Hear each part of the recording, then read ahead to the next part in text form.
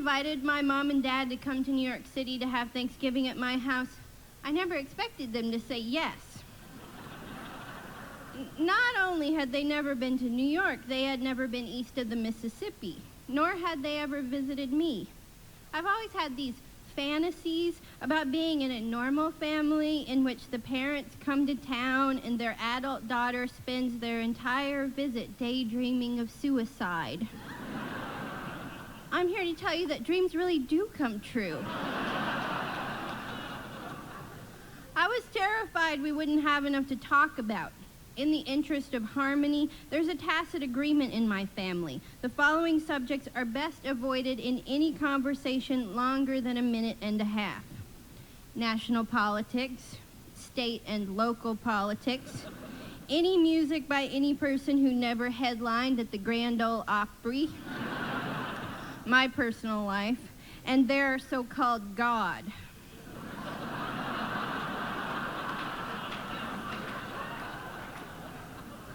5 whole days. When I visit them back home in Montana, conversation isn't a problem because we go to the movies every afternoon. That way, we can be together, but without the burden of actually talking to each other. Tommy Lee Jones does the talking for us. Bless his heart, that is a public service. But my sister Amy is bringing her, shall we say, lively 7-month-old son Owen along, so the cinema is not an option, which means 5 days together, just us, no movies. We are headed into uncharted and possibly hostile lands, pioneers in a new world. It is Thanksgiving. The Pilgrims had the Mayflower. I buy a gravy boat. It's lucky that Amy's coming with Mom and Dad. Amy still lives 6 blocks away from them in Bozeman. She would act as interpreter and go-between among my parents and me. Like Squanto.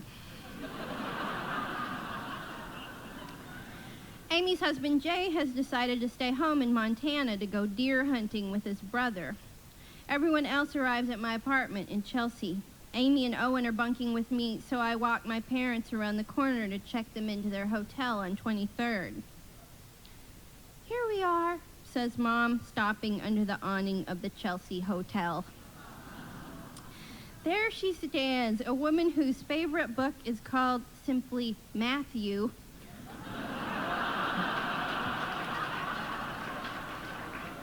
Right on the spot where the cops hauled Sid Vicious out in handcuffs after his girlfriend was found stabbed to death on their hotel room floor. No, Mother, I say, taking her arm and directing her down the block to the Chelsea Savoy, a hotel where they go to the trouble to clean the rooms each day. It is around this time, 20 minutes into their trip, that my dad starts making wisecracks like, "Boy, kid, bet you can't wait till we're out of here."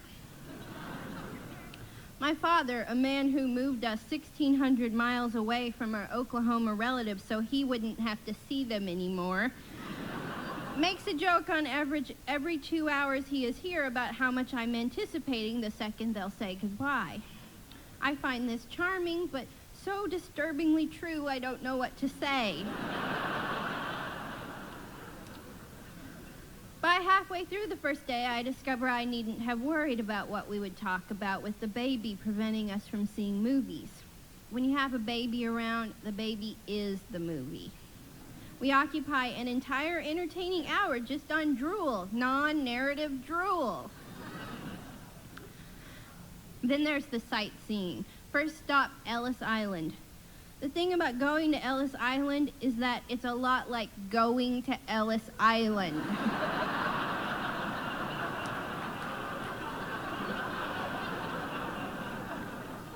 Perhaps to help you better understand the immigrant experience, they make you stand in line for the crammed ferry for an hour and a half in the windy cold. By the time we step onto the island, we are huddled masses yearning to be free. Our great-grandmother Ellen passed through here on her way from Sweden. We watch a video on the health inspections given to immigrants, walk past oodles of photos of men in hats and women in shawls. Though no one says anything, I know my father and mother and sister are thinking what I'm thinking. They're thinking about when we moved away from Oklahoma to Montana, how unknown that was, how strange and lonesome.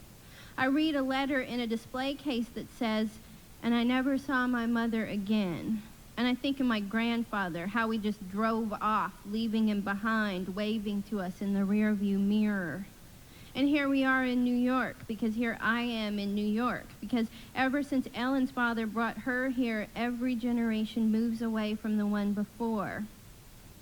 It is curious that we Americans have a holiday, Thanksgiving, that's all about people who left their homes for a life of their own choosing, a life that was different from their parents' lives. And how do we celebrate it? By hanging out with our parents. It's as if on the 4th of July, we honored our independence from the British by playing cricket and nibbling on crumpets.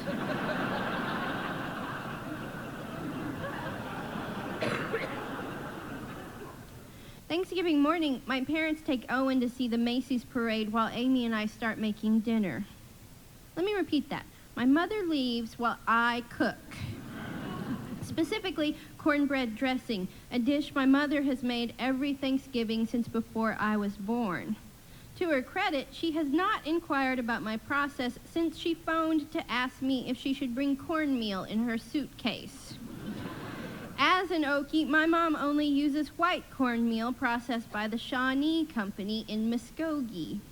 She does not even consider my cornbread to be cornbread at all because I make it with yellow cornmeal and heresy sugar. "You don't make cornbread," she told me in the same deflated voice she uses to describe my hair. "You make Johnny cake."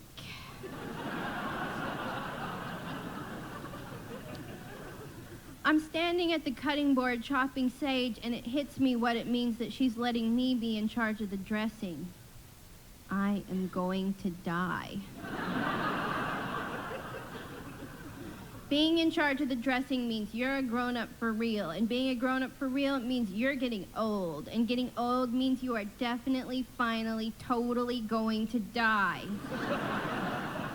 My mother is a grandmother, and my sister is a mother, and I have decided the dressing will be yellow this year. Therefore, we'll all be dead someday. Happy holidays.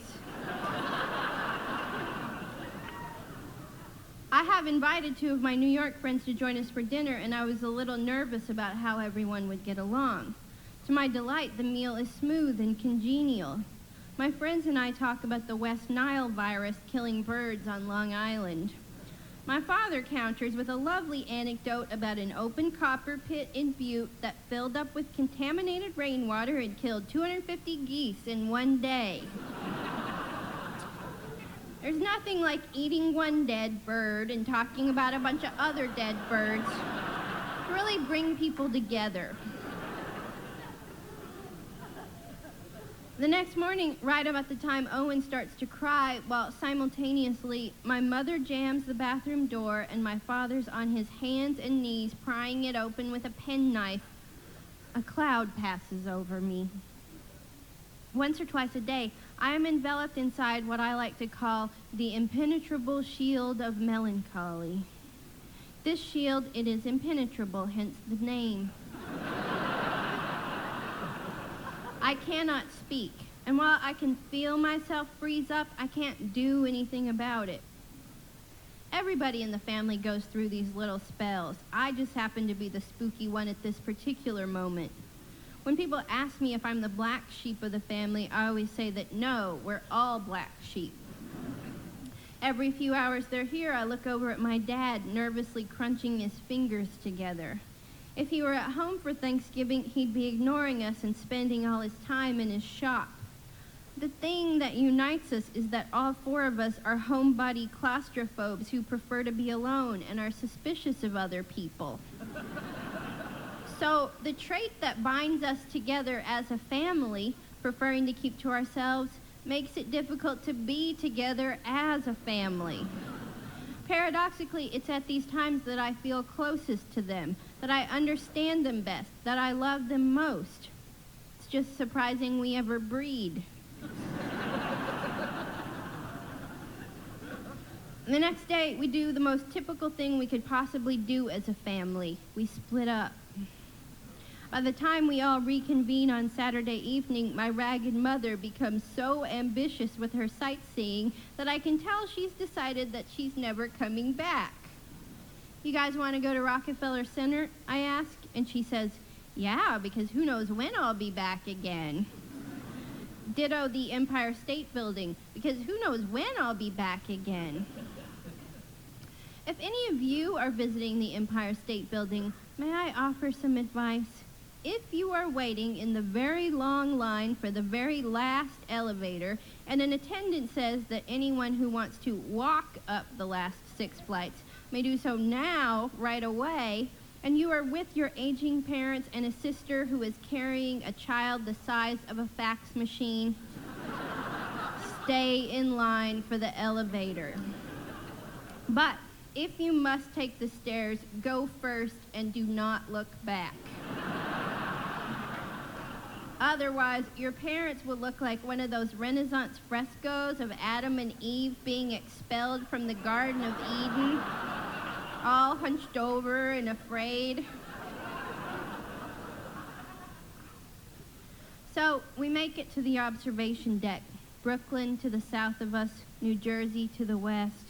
Places that people fled to from far away. Places that people now run away from to make another life. It's dark and cold and windy, and we're sweaty from climbing the stairs. It's really pretty, though. And there we stand, side by side, sharing a thought like the family we are. My sister wishes she were home. My mom and dad wish they were home. I wish they were home, too. Thank you.